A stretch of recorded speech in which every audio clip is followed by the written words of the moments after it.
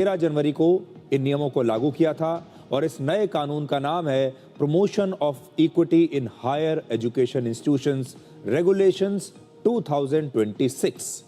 और इन नए नियमों का देश भर में विरोध हो रहा था। इसमें देश भर के कॉलेजेस और यूनिवर्सिटीज में एससी, एसटी और ओबीसी छात्रों के खिलाफ जातीय भेदभाव रोकने के लिए कई निर्देश दिए गए थे। लेकिन आज सुप्रीम कोर्ट के मुख्य न्यायाधीश जस्टिस सूर्यकांत और जस्टिस जॉय माल्या बागची ने कहा कि यूजीसी के नियम काफी अस्पष्ट हैं और इनका गलत इस्तेमाल हो सकता है। सुप्रीम कोर्ट ने यह टिप्पणी उन याचिकाओं पर की है जिनमें कहा गया था कि यूजीसी के नए नियमों से जनरल कैटेगरी यानी सामान्य वर्ग के छात्रों के साथ भेदभाव हो सकता है।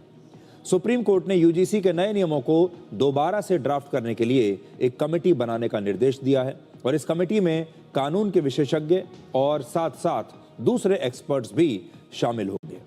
सुप्रीम कोर्ट ने केंद्र सरकार और यूजीसी से इस मुद्दे पर अपना पक्ष रखने के लिए कहा है और सुप्रीम कोर्ट में इस मामले की अगली सुनवाई अब 19 मार्च को होगी। इस सुनवाई के दौरान अदालत ने कुछ महत्वपूर्ण टिप्पणियां की हैं। सुप्रीम कोर्ट के मुख्य न्यायाधीश ने कहा कि यह बहुत गंभीर मामला है जो समाज के लिए विभाजनकारी हो सकता है और इसके खतरनाक परिणाम हो सकते हैं। 75 वर्ष बाद भी क्या हम जाति विहीन समाज की तरफ बढ़ने की बजाय वापस पीछे जा रहे हैं? शिक्षण संस्थानों में अलग अलग जातियों के लिए अलग अलग हॉस्टल बनाने के सुझाव पर उन्होंने कहा कि भगवान के लिए ऐसा मत करिए।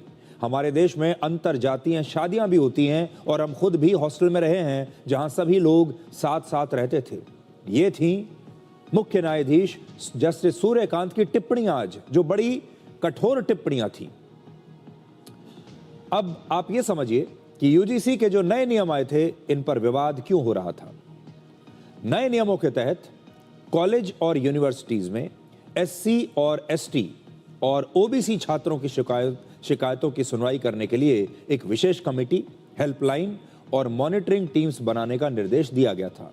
हालांकि जनरल कैटेगरी के छात्रों का आरोप है कि यूजीसी का यह नया नियम उनके साथ भेदभाव करता है और इससे शिक्षण संस्थानों में अराजकता पैदा होगी।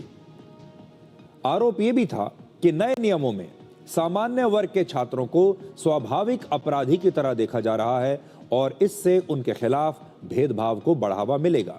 यानी जनरल कैटेगरी के छात्रों को पीड़ित नहीं माना गया बल्कि उन्हें पहले से ही आरोपी बना दिया गया। उन्हें आरोपी माना जा सकता था इन नियमों के अनुसार।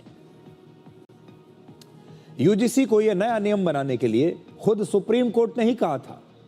क्यों कहा था, अब यह समझिए। वर्ष 2016 में हैदराबाद सेंट्रल यूनिवर्सिटी के एक छात्र रोहित वेमुला और फिर उसके बाद 3 साल बाद 2019 में महाराष्ट्र की एक दलित डॉक्टर पायल तड़वी ने आत्महत्या कर ली थी और इन दोनों ने कॉलेज में अपने खिलाफ जातीय उत्पीड़न का आरोप लगाया था, जिसके बाद 2019 में ही सुप्रीम कोर्ट में एक याचिका दाखिल की गई और फिर जनवरी 2025 में सुप्रीम कोर्ट में जस्टिस सूर्यकांत की अगुवाई वाली ही एक बेंच ने यूजीसी को जातीय भेदभाव की शिकायतों का पूरा डेटा इकट्ठा करने और फिर नए नियम बनाने का निर्देश दिया था। आज सुप्रीम कोर्ट ने नए नियमों पर रोक लगा दी है, यानी इस समय यूजीसी का वर्ष 2012 का नियम अभी लागू रहेगा। नए नियम लागू नहीं होंगे और वर्ष 2012 में यूजीसी के नियम सिर्फ एक सलाह थे, एडवाइजरी के तौर पर, जिन्हें मानना किसी शिक्षण संस्थान के लिए आवश्यक नहीं था।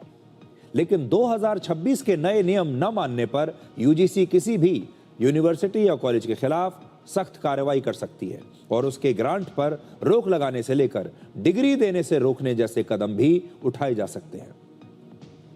2012 के जो नियम थे उसमें जातीय भेदभाव की परिभाषा में सिर्फ एससी और एसटी छात्रों को ही शामिल किया गया था, जबकि 2026 में इसमें एससी और एसटी छात्रों के अलावा ओबीसी छात्रों को भी शामिल कर लिया गया, यानी अन्य पिछड़ा वर्ग के जो छात्र हैं उन्हें भी शामिल कर लिया गया।